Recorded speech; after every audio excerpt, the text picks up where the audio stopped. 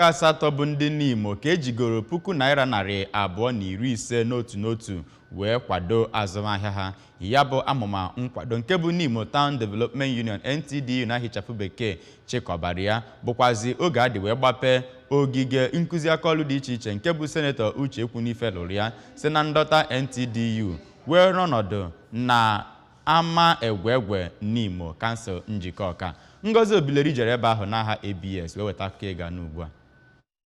Ndị ritere erere na ya bụ atụmatụ gụnyere Ugo Ngụkọ na Dom Ezeoke, ndị si etiti village n'Imo, Kingsley Akunna Chidi ya na Melody Chukwuma, ndị si Ifitenu village, Uchenna Anyadiegwu na Ikejide John Paul, ndị si Egbengu village, Uchenna Edochie na Fabian Ogbu Abana, ndị si Ifitani village bụ ọnụkụ anọ nke enwere na n'Imo. Ka ọ na-ekwupụtazi ya bụ nkwado enyere ụmụ nwoke asatọ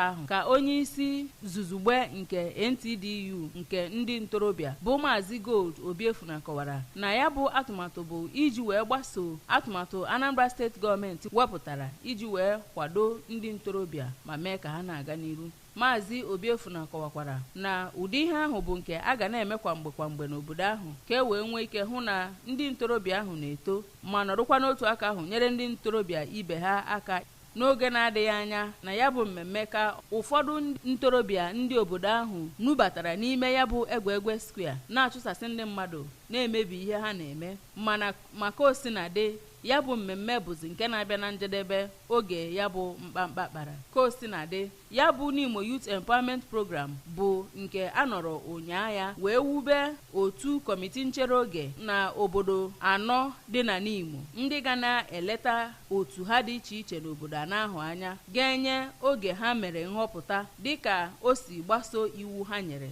na onye bụ onye isi ndị ntorobịa n'obodo ọbụla nwere ikike iwube ọchịchị nchere oge n'ebe enweghị nhọpụta ọbụla emere. Nke kpatara ha ji wee mee nhọpụta ndị kọmiti ọchịchị nchere oge bụ nke onye wubere ha bụ onye isi ndị Asato bụ Maazị Ken Okolie, onye nọrọ n'oge ahụ wee kpọọ ha oku ka ha rụọ ọrụ ha nke ọma. Ndị ya bụ NTDU ngalaba nke ndị ntorobịa bụ ndị mechara gaa na St. Vincent Parish n'Imo, ebe onye ji ọkwa dịka Dean nke n'Imo Catholic Deanery bụ Reverend Father Alfred Anazado nọrọ wee kpee ekpere ma gọzie ha site na egwegwe square n'Imo. Abụ m Ngozi Obileri.